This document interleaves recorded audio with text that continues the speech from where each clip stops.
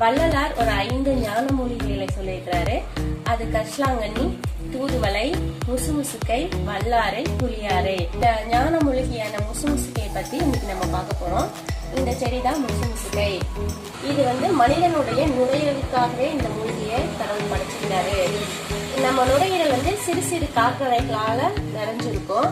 அந்த சின்ன சின்ன காற்றறையில இருக்கிற அழுக்க கூட சுத்தம் பண்ணி வெளியே கொண்டு வரல இது சிறந்த மூலிகை. சாதாரணமா குழந்தைகள்ல இருந்து பெரியவர்கள் வரை அனைவரும் பயன்படுத்தலாம். இந்த மாதிரி சின்ன சின்ன மூலிகை எல்லாம் நம்ம வீட்டிலேயே வளர்த்து நம்ம குழந்தைங்களுக்கு இதுதான் மூலிகை, இதை சாப்பிட்டா என்னென்ன உறுப்புகளுக்கு நல்லதுன்னு சொன்னோம்னா அது அவங்களுக்கு பதிவாயிடும். வளர்க்க முடிஞ்ச சின்ன சின்ன மூலிகைகள்லாம் நம்ம தொட்டியில வளர்த்து குழந்தைங்களுக்கு இதுதான் மூலிகை, இதை இப்படிலாம் நம்ம சேர்த்தலாம், நம்ம முன்னோர்கள்லாம் இதை இப்படி பயன்படுத்தி பயனடைஞ்சாங்க அப்படின்னு நம்ம சொல்லி குழந்தைகளை வளர்க்கணும்.